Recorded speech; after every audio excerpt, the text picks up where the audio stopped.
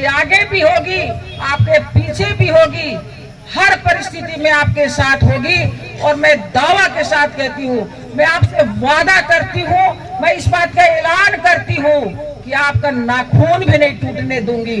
मैंने कहा कल केल्हारी की सभा में कि आपकी कोई उंगली पकड़ दिया, ये उंगली पकड़ दिया तो उसकी हाथ ऐंठ दी जाएगी। यदि आपकी उंगली कोई काट देगा तो उस हाथ को काटकर दूसरे हाथ में रख दी जाएगी। इस बात का मैं ऐलान करती हूँ। इसलिए मैं कार्यकर्ताओं से ये कहने के लिए आई हूँ कि डरने की जरूरत नहीं, आप चुनाव का प्रमाण पत्र लेने की तैयारी करिए। रायपुर में भारतीय जनता पार्टी का कार्यकर्ता मुख्यमंत्री की शपथ लेगा। डबल इंजन की सरकार हमें बनानी है और हमें इस छत्तीसगढ़ जो 5 साल से विकास के लिए तरस गया, हमारे नौजवानों का जो अपमान हुआ, हमारी बहनों का नुकसान हुआ, हमारे किसानों को धोखा दिया गया, ये सब चीज की भरपाई हम 5 सालों में कर लेंगे। इस बात का मैं आप सबको विश्वास दिलाती हूँ। ये जनकपुर जहाँ मेरा बचपन भी बीता, मेरे पिताजी नौकरी किए, बनास नदी में एक बार मैं बह गई, मुझे पानी बहुत प्रिय है। घर आई तो मेरी माँ ने बहुत डांटा ही भी बल्कि पीटा भी कि तुम्हें पानी, ऐसी में रामानुजगंज में थी तो वहां भी कन्हर नदी में बह गई थी। मुझे यहाँ बनास नदी का वो सीन अभी याद आ रहा है कि मैं कहाँ पर बही थी और कैसे मुझे खींच के किनारे लाए थे। तो सब कुछ मुझे दिखाई दे रहा है। इस मिट्टी का कर्ज मुझ पर है। ब्लॉक है उदयपुर, तो उदयपुर में तहसील को लेकर, कॉलेज को लेकर एक धरना प्रदर्शन आंदोलन हुआ। मैं रामानुजनगर मंडल की अध्यक्ष थी, प्रेम नगर मंडल अध्यक्ष। हम सब लोग वहां पर धरना प्रदर्शन पर पहुंचे और हम लोग एक आवेदन बनाकर जब नायब तहसीलदार और सीओ को देने के लिए गए तो नायब तहसीलदार और सीओ नहीं मिले। हम लोग बोले आओ रास्ते में, जगह जगह कार्यकर्ताओं को खड़ा किए। इधर हमारी पूरी सेना तैयार थी। हमने कहा कि बस इस खंभे के पास अधिकारी आएंगे, सीटी बजा देना और यहीं पर हो जाएगा, और हो गया। बहुत सारे कार्यकर्ताओं के ऊपर एफआईआर हुआ। प्रभुनाथ यादव हमारे उदयपुर के बिशनपुर के बहुत वरिष्ठ नेता, जियालाल अग्रवाल, बलदेव, देवेंद्र भदौरिया, कल्पना भदौरिया, राधे श्याम सिंह, संतोष जायसवाल मंडल अध्यक्ष, मंडल महामंत्री, रेणुका सिंह मंडल अध्यक्ष, सबके ऊपर एफआईआर। लेकिन जनता के कामों के लिए हम ऐसे एफआईआरों से नहीं डरते। आप लिख लो, थाने वाले लिख लो, धारा भी लगा दो, हम लोग पेशी भी जाएंगे, कोई फर्क नहीं पड़ता। जब सोच समझ के राजनीति में आए हैं तो जनता के लिए चाहे जितनी भी लड़ाई लड़नी पड़ेगी, हम लोग लड़ेंगे। जैसे हमारे रवि भैया बता रहे थे कि ये कांग्रेस का विधायक जब विधायक नहीं था तो बालू के लिए वहां धरना प्रदर्शन करते थे कि बालू चोरी रुकनी चाहिए, लेकिन बालू रुकी क्या?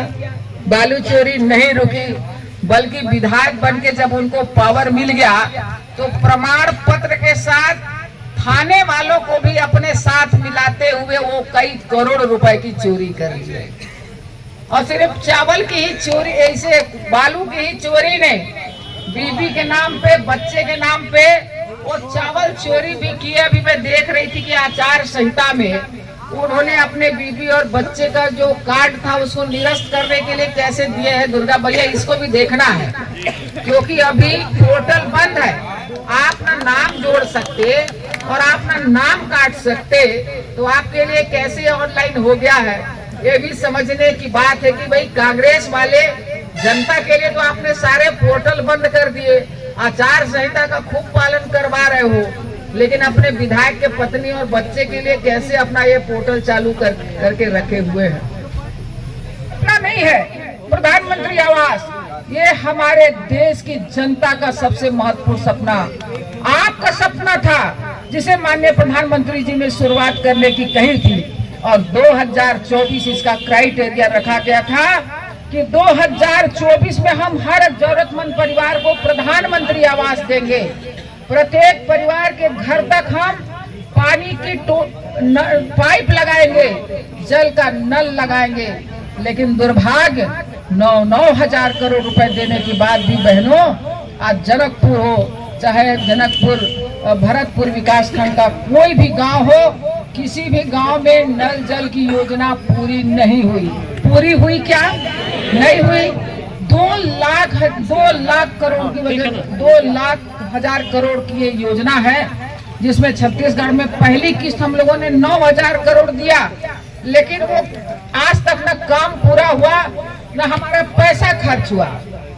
जंगल इलाका है, बहुत सारी दुर्घटना घट जाती है। 5,600 करोड़ रुपए हम लोग कैंपा मत से दिए, उस पैसे का भी अता पता नहीं है। और ये कांग्रेस सरकार, ये घोटाला, मेरे सभी कार्यकर्ता आप याद रखना, 1955 से पहला इनका साइकिल घोटाला चालू हुआ था। और घोटाला इतने घोटाले किए हैं कि यहाँ चावल घोटाला, कोयला घोटाला, बालू घोटाला, जंगल घोटाला, गोबर घोटाला, दारू घोटाला और घोटाला, वो तो कुर्सी तक का घोटाला भूपेश बघेल ने किया। कुर्सी घोटाला भी हुआ है। मुख्यमंत्री की कुर्सी के लिए 2.5 वर्ष की बात हुई। ये भरतपुर सोना क्षेत्र, जब मैं यहाँ का रिकॉर्ड देखती हूँ तो मैं कह सकती हूँ कि ये भारतीय जनता पार्टी का गढ़ है। किन्हीं कारणों से 1-2 बार हम लोग जरूर चुके हैं, लेकिन इस 2023 के चुनाव में आप जरूर इस विधानसभा क्षेत्र को जीतने जा रहे हैं और बहुत अच्छे मतों के साथ जीतेंगे। ये मैं बहुत विश्वास के साथ आज कहने जा रही हूँ, क्योंकि कहते हैं छत्तीसगढ़िया सबसे बढ़िया। इस क्षेत्र के लोग बहुत प्यारे हैं, बहुत भोले भाले हैं। मैं जब आ रही थी, शाम हो गई, अंधेरा हो गया, मैंने नौजवानों को देखा कि उन लोग बिल्कुल नहीं घबराए, कहीं कोई गाड़ी लेकर किनारे खड़े नहीं हुए, वो लाइट जलाकर वो रैली के रूप में आगे निकले। मैं गाड़ी से रैलियां बहुत देखी, लेकिन पहली रैली ये मोटरसाइकिल की लाइट वाली देखी। मैं युवा मोर्चा के सारे जवान कार्यकर्ताओं को, हमारे सभी मंडल अध्यक्षों को, सारे जिला पदाधिकारियों को, सभी कार्यकर्ताओं को मैं बहुत धन्यवाद देती हूँ कि आपने लाइट